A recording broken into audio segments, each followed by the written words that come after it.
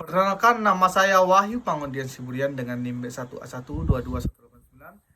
Saya dari kelas D, Ilmu Hukum, Fakultas Hukum. Dalam mata kuliah Manajemen dan Kepemimpinan.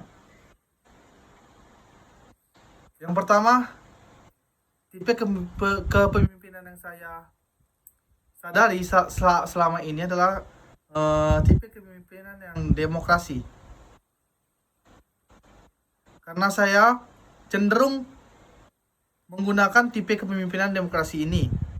Dalam tipe ini, saya selalu berusaha mendengar pendapat anggota kelompok lain, anggota saya yang lain, dan mendorong diskusi untuk menghasilkan satu suara yang keputusannya diterima semua orang.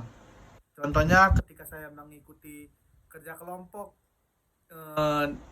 tugas-tugas di kuliah, saya cenderung jika ada suatu problem atau konflik internal terkait pembagian tugas, sebagai koordinator kelompok, saya pasti menyarankan untuk kita berdiskusi agar semuanya tugasnya sama dan semuanya menerima tugas-tugas itu tanpa saya tunjuk, misalnya kamu jadi ini, dia tidak terima. Saya tidak suka hal itu. Jadi makanya saya mendorong untuk diskusi. Ayo kita kerjakan sama-sama, kita mau gimana caranya, mau tugasnya di mana-mana saja. Jadi semuanya merasa adil dan bekerja dengan hati. Itu juga membuat semua anggota kelompok mungkin lebih merasa dihargai dan lebih bertanggung jawab terhadap tugasnya masing-masing. Dan saya merasa tipe kepemimpinan demokratis ini penting untuk dikembangkan lebih lanjut karena mampu membangun kepercayaan antara orang atau antara satu tim, menciptakan kerja tim yang solid dan menghasilkan keputusan yang lebih bijak karena melibatkan banyak perspektif. Visi saya ke depan menjadi pemimpin organisasi, yaitu organisasi e-sport Mobile Legends yang profesional dan kompetitif baik di tingkat nasional maupun internasional.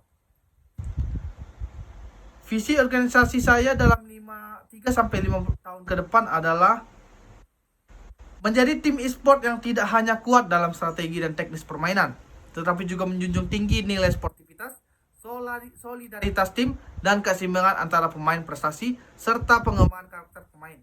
Misalnya, melatih dan mengembangkan talenta muda di bidang e-sport, khususnya Mobile Legends. Yang kedua, menciptakan lingkungan kompetitif yang sehat dan inklusif. Yang ketiga, membangun sistem manajemen tim yang transparan, terbuka, dan demokratis dalam pengambilan keputusan.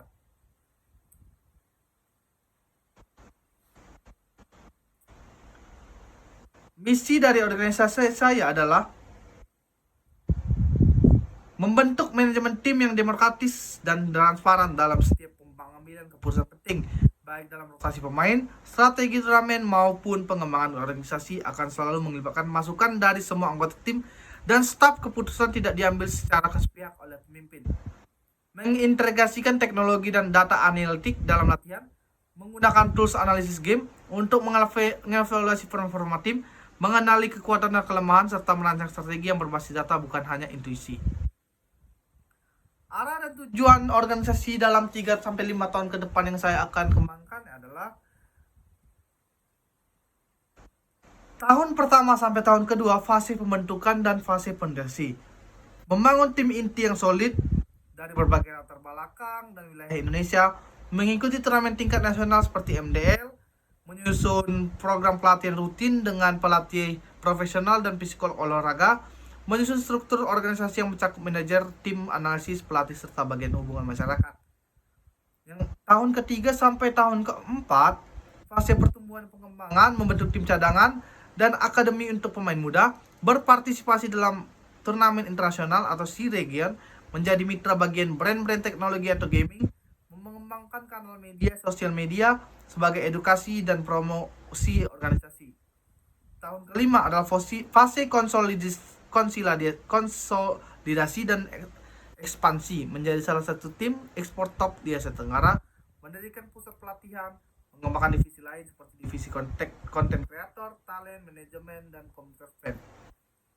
Strategi manajemen tim berdasarkan kepemimpinan demokratis saya itu sebagai pemimpin dengan gaya kepemimpinan demokratis, saya akan menerapkan pendekatan-pendekatan dalam mengelola organisasi.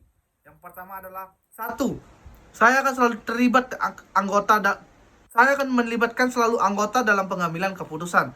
Setiap anggota, baik pemain inti, cadangan, pelatih maupun tim manajemen, akan dilibatkan dalam rapat rutin untuk mengevaluasi performa dan menyusun strategi. Misalnya saat menentukan roster utama untuk turnamen, keputusan akan diambil melalui diskusi terbuka dan evaluasi bersama, bukan sepenuhnya berdasarkan pemikiran saya sebagai pemimpin, tetapi saya akan mengambil suara dari semua orang-orang yang terlibat dalam organisasi saya ini. Yang kedua, ada peningkatan kompetensi personal dan tim. Setiap individu akan diberikan kesempatan mengembangkan potensi melalui pelatihan khusus, baik dalam hal gameplay, komunikasi maupun pengelolaan tekanan psikologis. Organisasi akan mendukung keinginan belajar anggota, misalnya mengikuti workshop atau pelatihan eksternal. Yang ketiga, komunikasi terbuka antara dua arah. Saya akan menciptakan budaya organisasi yang terbuka, di mana semua anggota bisa menyampaikan aspirasi, kritik maupun saran tanpa rasa takut. Setiap suara dianggap penting, karena keberhasilan tim bukan hasil kerja satu orang, melainkan hasil kerja kolektif. Yang keempat, sistem reward dan evaluasi yang adil. Evaluasi performa dilakukan secara berkala dan transparan. Apresiasi akan diberikan kepada pemain dan staf yang menunjukkan komitmen pada progres tanpa memandang jabatan atau senioritas. Sistem ini juga bertujuan untuk menjaga motivasi tim tetap tinggi. Yang kelima, ada adaptif terhadap perubahan dan tantangan. E-sport adalah industri yang sangat dinamis. Strategi organisasi akan terus ditinjau dan disesuaikan dengan pengembangan metagame, tren industri, namun serta kebutuhan anggota tim. Namun, setiap perubahan tetap akan dibahas secara kolektif melalui forum tim, dan semuanya boleh mengajukan suara, kritik, saran agar organisasi ini sehat dan semuanya yang di dalam merasa nyaman dan tidak ada yang tertekan. Dengan kepemimpinan demokratis, menurut saya percaya bahwa organisasi e-sport ini akan berkembang secara sehat, kompetitif, dan berkelanjutan. Kami bukan hanya mengajar kemenangan dalam pertandingan, tetapi juga membangun sebuah ekosistem e-sport yang beretika, inklusif, dan penuh semangat kolaboratif. Baiklah, sekian penjelasan dari saya mengenai sistem kepemimpinan yang akan saya ambil, yaitu demokratis, dan program organisasi yang ingin saya ambil dalam 3-5 tahun ke depan. Jika ada salah kata atau kata yang mungkin tidak jelas, saya mohon maaf. Sekian. Terima kasih.